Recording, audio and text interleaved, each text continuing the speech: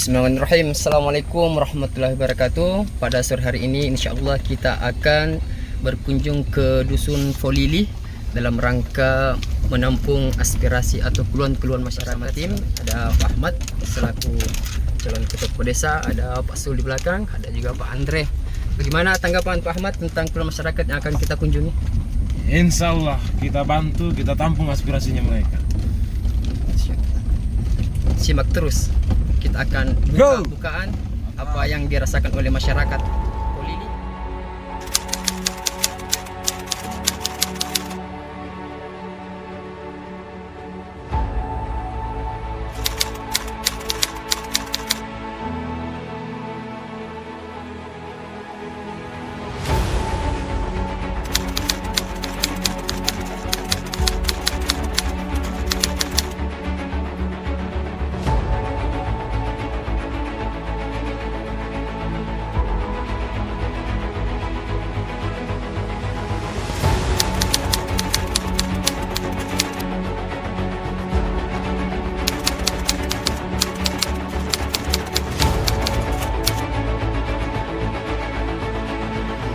Warga dalam hal ini ya akan mendengar apa yang menjadi keluhan-keluhan mereka untuk hidup selanjutnya. Oke, lanjut.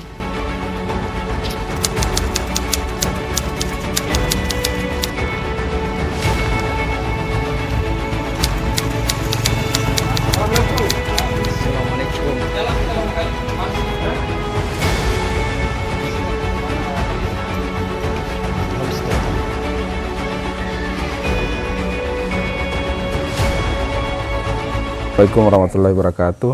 Waalaikumsalam. Iya.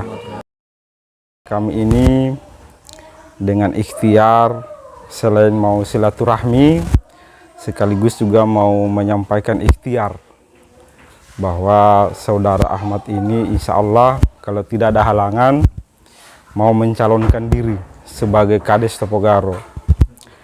Sebenarnya ini Bapaknya Andi ini prosesnya kami deklarasi Ahmad ini sebagai calon ini tentu ada visi misi berangkat dari kegelisahan dan kekecewaan selama ini di Topogaro ini melihat program-program kerja yang mungkin tidak nampak atau mungkin menyangkut masalah panggilan hatinya Ahmad ini, bagaimana merubah, bagaimana mengembangkan potensi-potensi desa yang ini mungkin barangkali di pemerintah desa sekarang ini sudah ada, tapi bagian dari alternatif Ahmad ini mau mencalonkan, kenapa tidak sebagai alternatif untuk bagaimana mengembangkan potensi-potensi desa untuk menjadi desa Topogaro yang menjadi lebih baik. Makanya kami diskusi dengan Ahmad ini karena memang kita perlu sosialisasi, salah satu sosialisasi itu barangkali di Folili. Makanya kami hadir ini. Kami meminta dengan tangan terbuka sebagai junior untuk barangkali kita dimintai saran, dimintai barangkali informasi kira-kira apa-apa saja yang mungkin barangkali bisa diberikan masukan supaya barangkali nanti ini Ahmad bisa masuk nanti sebagai calon dan terpilih insya Allah dan terpilih bisa barangkali memegang amanat sekaligus barangkali keluhan-keluhan yang ada di Folili ini bisa dievaluasi nanti dalam program Ahmad sebagai kepala desa. Yang jadi pertanyaan saya mungkin ini sederhana ini kira-kira di Folili ini apa kira-kira yang menjadi masalah dan kendala sehingga barangkali kendala-kendala itu barangkali bisa nanti kita tampung aspirasi dan kita jadikan sebagai program prioritas untuk barangkali bisa kita selesaikan persoalan-persoalan di Folili. Barangkali bagaimana Bapaknya Andi? Kira-kira hambatan ataupun barangkali masukan-masukan yang barangkali bisa diberikan kepada kami. Iya, makasih atas pertanyaannya. Kalau saya sih mau berbahasa apa ya? Saya kira saya tidak terlalu banyak ini karena saya bahasakan pun saya tidak bahasakan, saya kira adik-adik paham. Saya saja yang di Folili tinggalnya sedikit paham, apalagi keluarga adik-adik yang di kampung, kan begitu. Bahwa ada beberapa hal selama ini kami anggap agak pincang di desa kita. Tapi ya sebagai manusia biasa mungkin itulah yang harus terjadi. Dari sekian yang saya anggap pincang itu, benar-benar selama duduknya hari ini pemimpin kita yang atas nama pemegang kebijakan, saya lihat Tupogaro betul-betul vakum. Yang sebelum dia ini duduk masih ada sedikit ini, paling tidak ada sharing, ada teguran apa dari toko-toko, keluarga-keluarga yang merasa dirinya bisa dan peduli tentang kampung kita, desa kita, Tupogaro. Tapi setelah dia duduk hari ini, yang ini justru mereka, bagaimana ya saya mau bahasakan, justru mereka berbarengan, cocok. Yang menurut mereka sebelum mereka dipilih yang sebagai partner dari pemerintah desa itu, dalam hal ini BPD, yang kita harapkan selaku pembawa aspirasi masyarakat, sebagai penyampai keluhan masyarakat kepada pihak yang selaku pemangku kebijakan, justru saya lihat kok aneh ya. Sebelum mereka duduk jadi wakil rakyat, mereka lah yang paling ini. Sampai-sampai pada saat itu saya masih ingat, pada saat mereka terpilih jadi BPD, ada saya lihat sampai pegang-pegang dada, jangan pernah bilang BPD yang dulu sama dengan hari ini. Saya pikir setelah dia bahasakan itu saya jadi bangga, mudah-mudahan lah. Setelah hari ini Tupogaro ke depan lebih baik. Tapi apa yang terjadi? BPD pada yang saat itu merasa setelah duduk paling bisa dan akan memperbaiki Tupogaro, apa yang mereka cita-citakan itu jauh panggang dari api, jauh sekali. Buktinya hari ini anggaran apa tidak jelas, masyarakat bagaimana program tidak pernah. Yang semestinya ada namanya Musrembang Des, tidak ada. Kami Polili jujur tidak pernah kami dilibatkan. Entahlah kalau kepala dusun, tapi paling tidak kan setelah ada Musrembang Des itu kan ada penyampan dari pihak kepala dusun. Tapi ini tidak ada. Makanya kita bingung, Tupogaro ini kemana hari ini? Kemana? Dan mana orang-orang yang dulu merasa memperhatikan Tupogaro, bahwa saya lebih bisa, kami ada hari ini, mana mereka? Banyak hal itu. Kemudian kedua, adanya industri hari ini yang rencananya di Tupogaro dan sekitarnya, bahwa sebelum mereka masuk ada kegiatan, tentu kan ada namanya sosialisasi. Apa lalu jawaban mereka, penyampaian mereka kepada kita, penyampaian dan jawaban setelah kita tanya. Jadi kalau setelah ini adanya industri, Pak, dari pihak perusahaan, bagaimana sisi baiknya ke masyarakat dalam hal lapangan kerja, dalam hal supplier apa semua seperti yang kita lihat di daerah lain? Apa jawaban mereka? Cuma tidak baiknya kalau masyarakat Tupogaro KTP saja sudah diterima. Hari ini apa? Cuma cerita isapan jempol belaka. Isapan jempol belaka. Kenapa saya bahasakan itu?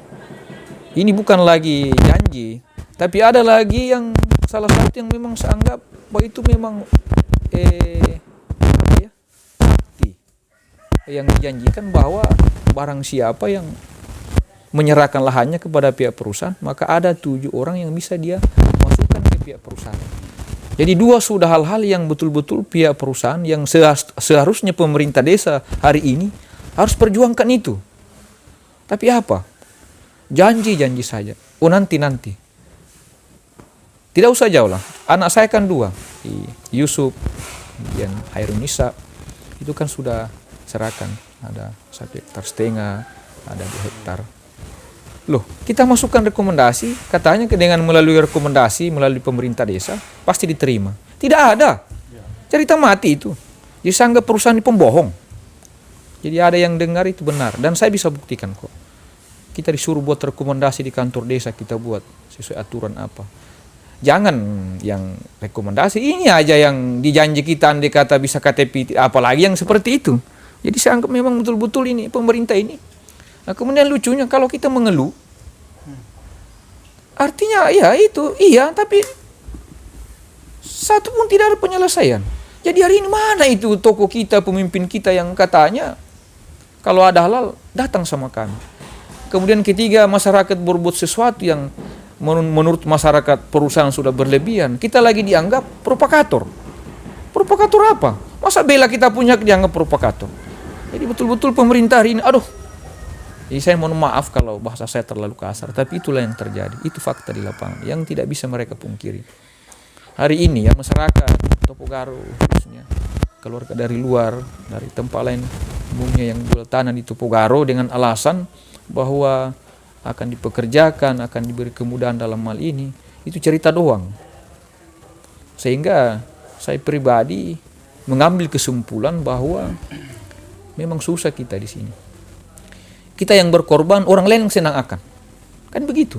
Kita yang jual tanah korban, tapi orang-orang yang dari luar yang senang akan kerja. Jadi mana keadilan hari ini? Mana wakil kita hari ini? Mana, di mana mereka hari ini? Nah, itu barangkali yang saya bisa sampaikan saat ini. Kalau bertanya bagaimana hari ini, apa keluhan. Kemudian keluhan Fulili. Itu tadi ada beberapa hal bahwa hari ini karena adanya perusahaan dan memang itu adalah program nasional untuk menggenjot pemasukan pajak APBN negara, itu benar. Kita akui itu benar karena dengan adanya industri di Indonesia ini, adanya investor yang investasi tentu akan membawa dampak positif kepada negara. Paling tidak daerah di sekitar lingkaran industri itu. Cuman persoalannya hari ini pemerintah daerah, pemerintah desa buta. Saya anggap buta. Apa alasannya saya bilang buta? Setelah mereka keenakan, karena memang saya yakin ketika ada orang yang menganggap dirinya bisa memiliki apa yang mereka inikan, memiliki apa ya namanya, apa yang ini, yang memiliki wadah, memiliki semua kesiapan apa, mereka tahu bahwa kalau pemimpinnya mereka kita ini mudah bagi yang lain masyarakatnya, kalau memang itu adalah daerah pemerintah kita ini. Benar itu. Contohnya di Topogaro ini saya lihat. Setelah alasannya itu, masyarakat dilarang lagi untuk membangun. Dilarang membangun. Nah, kemudian yang lebih menganu lagi, teriris lagi kita dengar, karyawan-karyawan yang kerja di pihak perusahaan tidak boleh, tidak dibenarkan untuk belanja di masyarakat yang berusaha.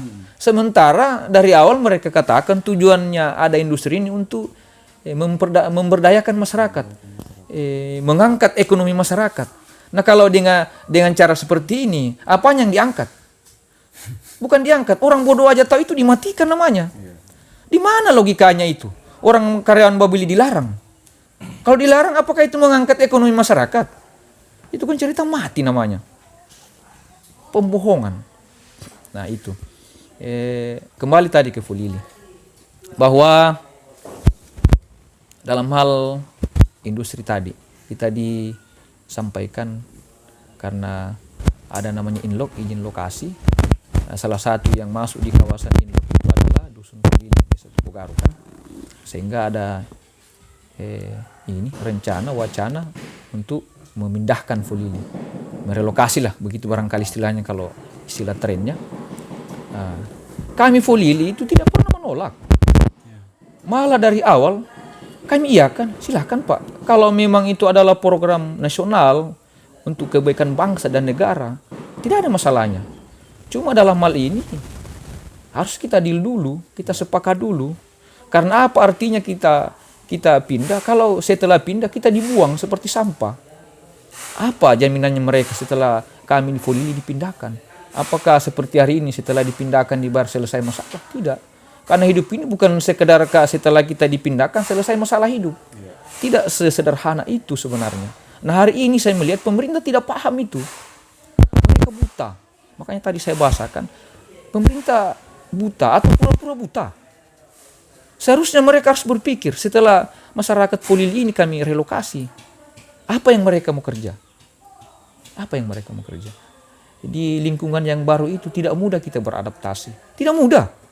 Jujur saja. Orang yang tadinya petani tiba-tiba dimasuk di kawasan industri, bagaimana kita mau berbuat? Jadi semestinya dari pihak pemerintah, perusahaan harus menyikapi ini barang. Bahwa apa pola kita, apa kira-kira rencana kita setelah masyarakat Polili kita pindahkan.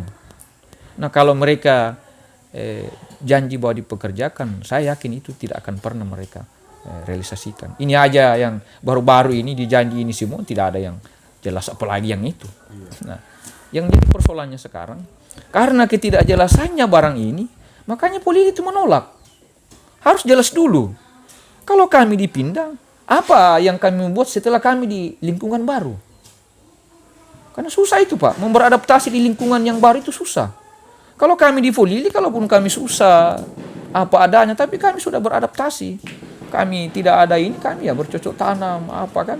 Nah kalau kami pindah di tempat yang mereka inginkan, setelah itu apakah selesai masalah kami? Tidak. Nah, inilah salah satu yang saya anggap bahwa pemerintah buta.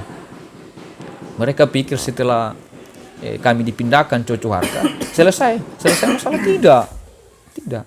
Nah, itulah yang sebenarnya yang salah satu faktor dari sekian faktor yang membuat Polili sampai hari ini dalam hal artian relokasi itu belum ini. Itu satu. Yang kedua, masalah hitungan-hitungan.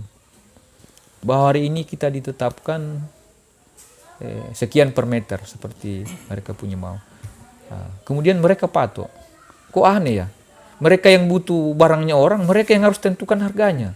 Maksud saya begini, kau lempar hargamu kepada masyarakat, setelah itu tunggu apakah masyarakat setuju atau tidak. Ini lain, tak balik. Seperti mereka memaksa, kasarnya ya. Mereka tentukan harga sekian, itu harus. Kalau ada yang keberatan, loh, kenapa kau keberatan? Berarti kau ini provokator, kau ini penghalang. Penghalang bagaimana? Ada nggak orang transaksi, salah satu pihak tidak cocok? Itu berarti transaksi yang gagal, tidak benar. Nah yang dia anggap transaksi sah itu ketiga antara kedua belah pihak sepakat. Hari ini mau kita dipaksakan relokasi belum sepakat, apanya yang kita mau pindah? Itu. Nah itu lagi.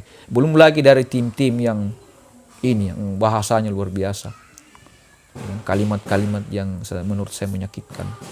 Katanya kalau kamu orang tidak mau pindah, jalan ditutup. Kasihan pemerintah, kasihan tim. Yang mau ditutup itu siapa? Kita ini kan sesama bangsa, satu bangsa, tanah air. Kalau mereka paham, dan saya kira mereka paham, atau memang harus diingatkan, bahwa negara kita di Indonesia ini negara hukum. Ada aturan-aturan yang harus kita lalui. Tidak serta-merta karena itu adalah kawasan industri, sehingga apa yang mereka mau buat, pemerintah mau buat harus masyarakat iakan. Tidak sesederhana itu. Contoh, mereka larang masyarakat membangun di tanahnya sendiri. Dengan alasan bahwa ada peraturan baru yang keluar. Saya lihat di balehonya itu dari Kementerian PUPR, Kementerian Investasi, dan seterusnya. Saya orang bodoh aja saya tertawa.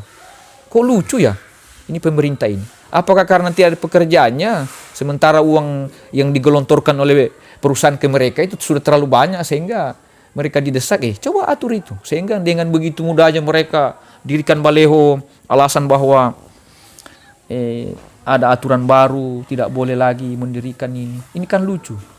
Saya anggap lucunya begini. Apakah ada aturan yang ketiga aturan baru itu keluar menggugurkan hak-haknya orang? Contoh, saya ya yang punya SHM, sertifikat hak milik. Dengan adanya aturan baru itu, maka hak saya gugur begitu saja? Kan tidak. Sejak kapan itu aturan itu di amandemen? Sementara setahu saya yang bisa mengamandemen undang-undang itu cuma wakil rakyat yang di pusat. Itu pun harus 2/3 baru bisa. Hari ini BPD, kepala desa, bupati, dasar apa? Saya aja orang bodoh malu dengar itu. Masa kita dilarang mendirikan kita punya bangunan di atas tanahnya kita? Tuhan, malah sebenarnya aturan itu negara melindungi kita. Bahwa siapa yang mau mendirikan rumah dimanapun dia berada selama itu wilayah NKRI, itu mereka dilindungi oleh negara. Bukan mau dilarang-larang dengan alasan karena itu kawasan. Belum kawasan, ini baru persiapan sudah. Bagaimanalah kalau sudah ada izin? Kan luar biasa ini. Betul-betul kita masyarakat di Tupugari dikadalin sama pemerintah kita sendiri. Mungkin gara-gara karena entahlah, kita juga tidak buruk sangka kan.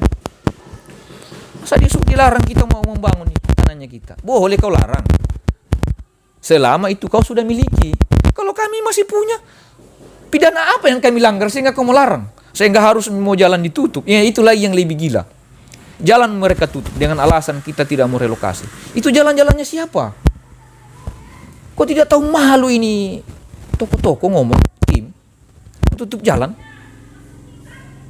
Seharusnya yang mau ditangkap itu orang yang mau tutup jalan, bukan masyarakat yang mau pergunakan jalan itu mau ditutup.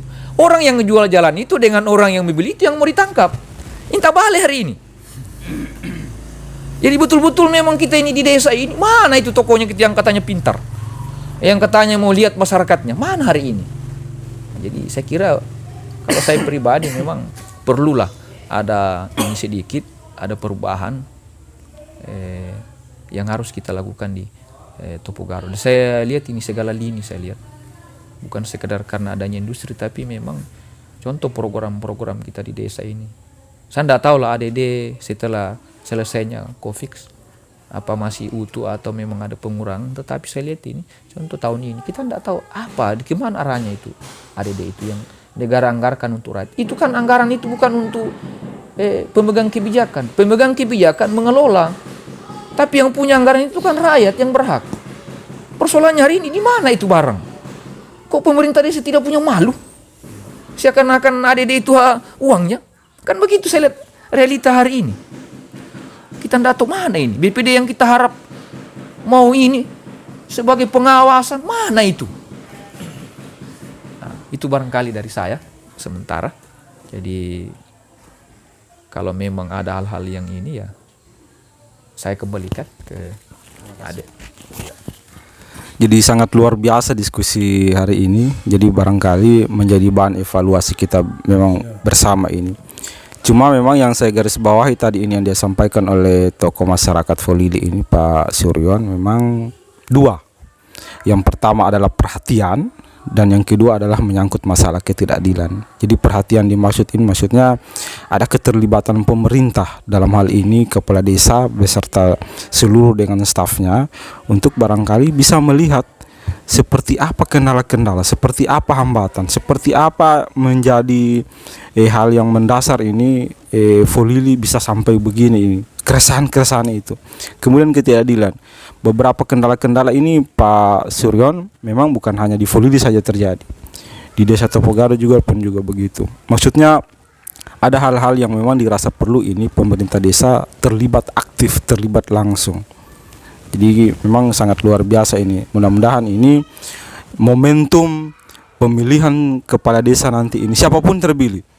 Dan saya sampaikan ini beberapa di masyarakat Tupugaro itu bahwa calon-calon ini merupakan putra terbaik Tupugaro dan siapapun terpilih itu memang harus kita apresiasi, kita harus dukung untuk bagaimana merubah mewujudkan masyarakat desa Tupugaro yang ke Pak Ahmad ini sebagai calon kepala desa ini.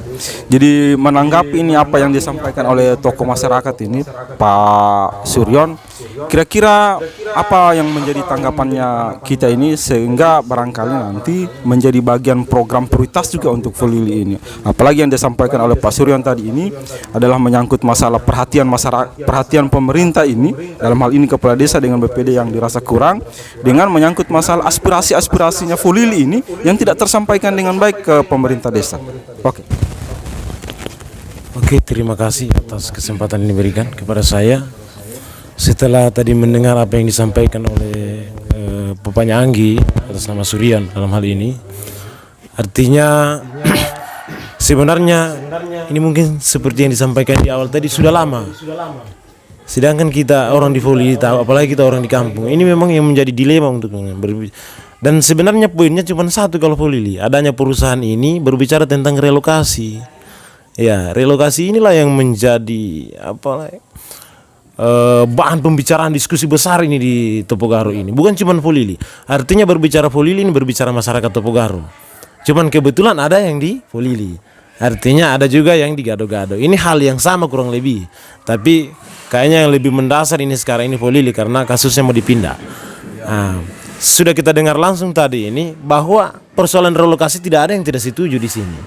Iya, semua setuju. Jadi insya Allah atas nama pribadi saya mengatakan istilahnya sangat berterima kasih kepada Pak Suryan karena sudah menyampaikan apa yang kemudian menjadi kendala untuk persoalan relokasi ini. Dengan kemudian perhatian pemerintah terhadap masyarakat Folili. Jadi kalau untuk saya pribadi insya Allah apa yang kita dengar tadi ini menyangkut perhatian, menyangkut hadirnya perusahaan ini akan memberikan dampak positif atau negatif ke perusahaan, ke masyarakat ini yang lebih utama. Karena kita tidak berpikir setelah direlokasi disediakan tempat itu kita sudah hidup sejahtera atau mungkin sudah tertukar itu kita punya kehidupan darinya tadi yang mungkin dianggap miskin atau yang tidak mampu, mungkin sudah sejahtera ketika sudah dipindah. Tapi ternyata tidak. Karena mau merubah situasi itu tidak mungkin, tidak gampang. Kita mau menyesuaikan dari petani mau jadi pengusaha kos itu bukan hal yang istilahnya yang gampang menurut saya. Ada jeda waktu. Ada jeda waktu untuk kita berpikir. Mungkin misalnya kalau saya sudah direlokasi mau pindah ke sini, ada jeda waktu. Kalau di sini tidak ada perhatian daripada pemerintah untuk kemudian mengawal setelah kita direlokasi kita pindah, ini akan habis juga. Kalau mungkin orang, tidak semua orang berpikiran, mulai dari sekarang kalau saya langsung bangun ini beli memang kayu. Ada juga yang terlena. Akhirnya tadi habis uangnya, ada tempatnya dia tidak bisa membangun. Tidak semua bisa. Makanya lewat kesempatan ini penting juga harga dinaikkan. Jangan kemudian merasa bahwa Folili ini tidak layak untuk diganti rugi lebih besar karena di gunung tempatnya. Itu tidak.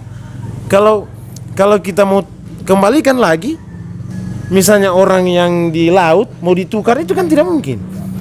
Orang yang tinggal di laut sekarang merasa pinggir pantai itu adalah tempat yang nyaman menurut dia. Kalau orang tinggal di gunung itu tempat yang nyaman untuk dia bercocok tanam. Kalau di laut tadi untuk dia sebagai nelayan. Sama kalau saya tinggal di pinggir jalan mungkin berbisnis yang grosiran. Jadi ini tidak ada perbedaan di antara ini. Kita berbicara perusahaan sekarang ini. Kalau berbicara perusahaan mungkin tidak ada hari ini berbicara perusahaan merugi. Sedangkan orang besar saja kita pikirkan bagaimana persoalan masyarakat yang kecil. Jadi saya tidak terlalu panjang lebar. Insya Allah kita rubah pola pikirnya masyarakat. Kita rubah mindset kita untuk bagaimana kemudian artinya tidak ada Folili, tidak ada Gado-Gado, tidak ada ini yang namanya kesejahteraan, bagaimana kesenjangan yang ada ini kita bisa pikirkan bersama-sama supaya menjadi lebih baik. Itu saja. Saya tidak mau janji lebih baik. Kalau berbicara perusahaan sebenarnya itu gampang. Cuman kita memposisikan kita sebagai pemerintah ini di mana? Di perusahaan atau di masyarakat? Itu saja. Oke, terima kasih.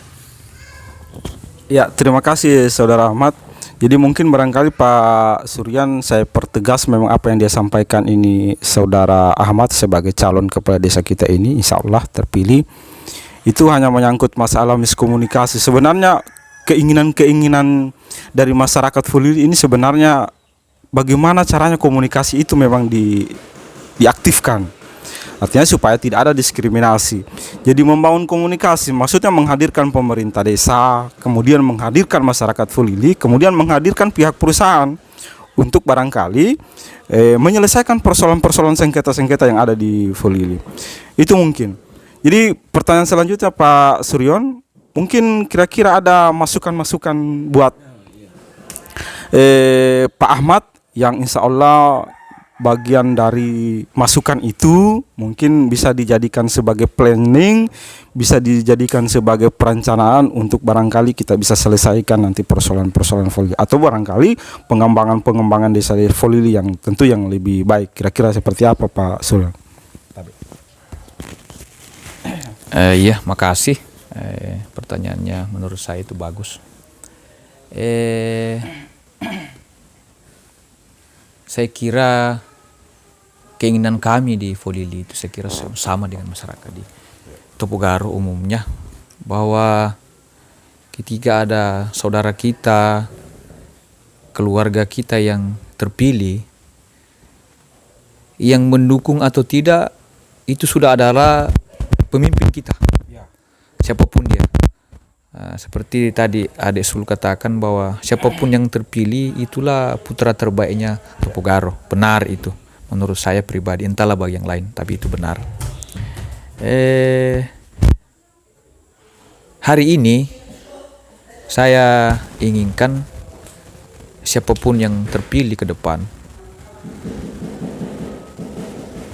bahwa ketika mereka buat program, coba hadirkanlah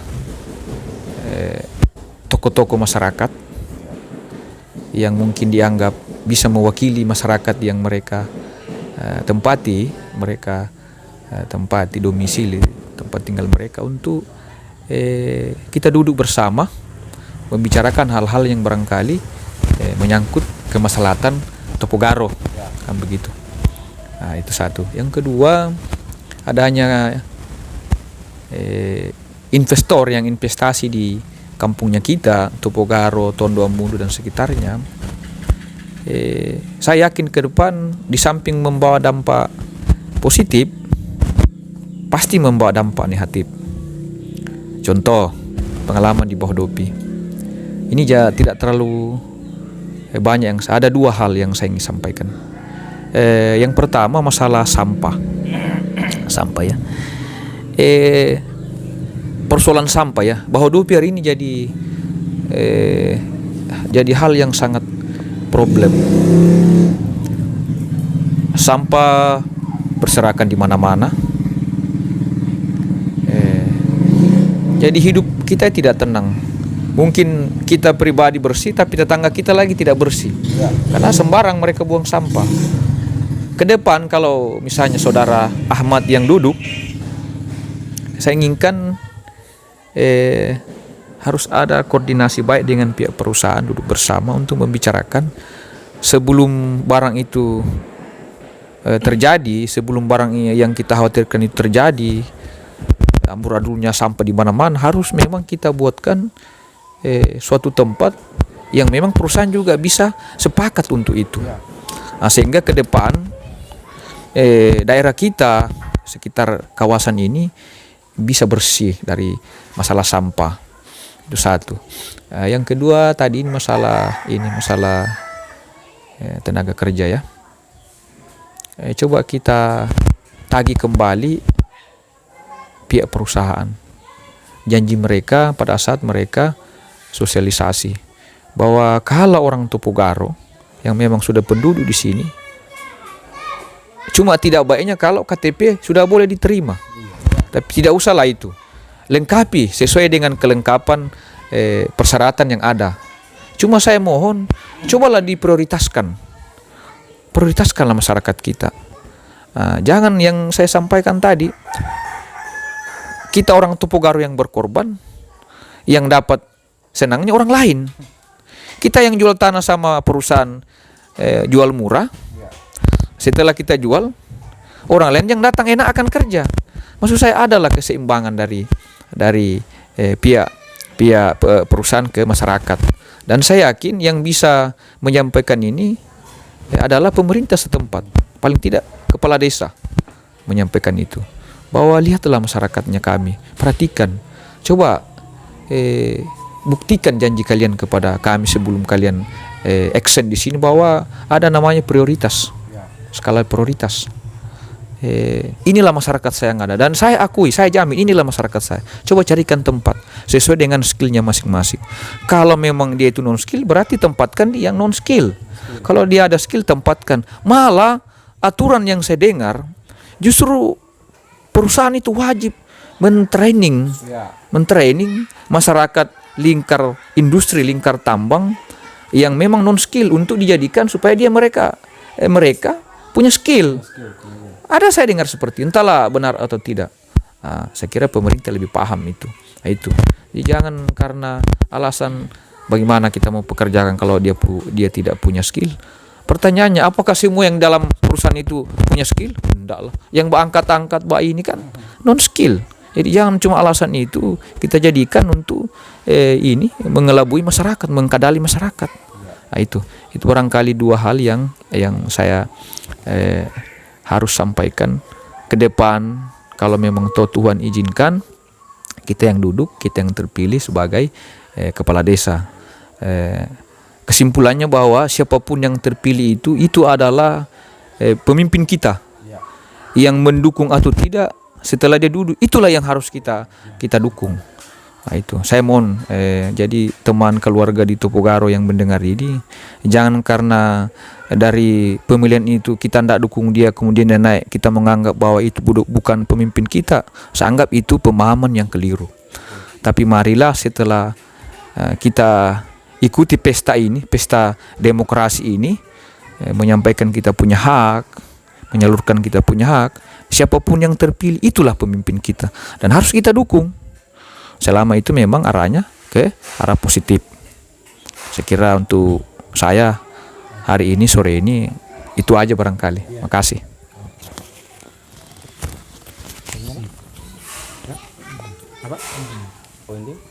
Ya, terima kasih. Jadi saya pikir memang sore ini menjadi bagian dari waktu yang sangat luar biasa ini Pak Ahmad, kemudian dari tokoh Folili Pak Suryon, kemudian dari simpatisan ini Pak Andri ya, Pak Andri ya. Oke, iya Pak Andri. Jadi memang dari beberapa diskusi sore ini memang ada beberapa yang kita tangkap dan yang menjadi bahan pertimbangan dan evaluasi ini bagi saudara Ahmad ini.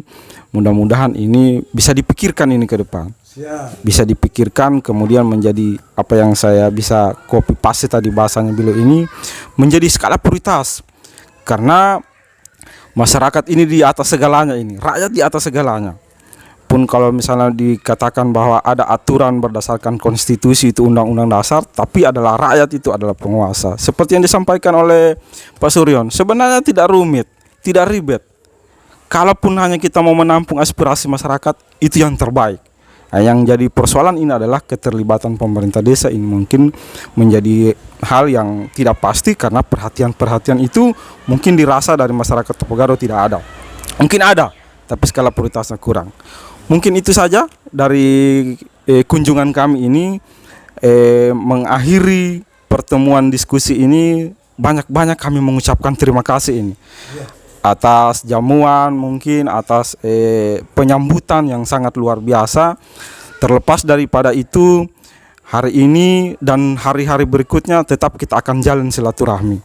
Tetap juga kami anggap ini Pak Suryon sebagai kakanda kami, sebagai orang tua kami yang terus-menerus memberikan masukan. Tidak begitu barangkali Pak Suryon.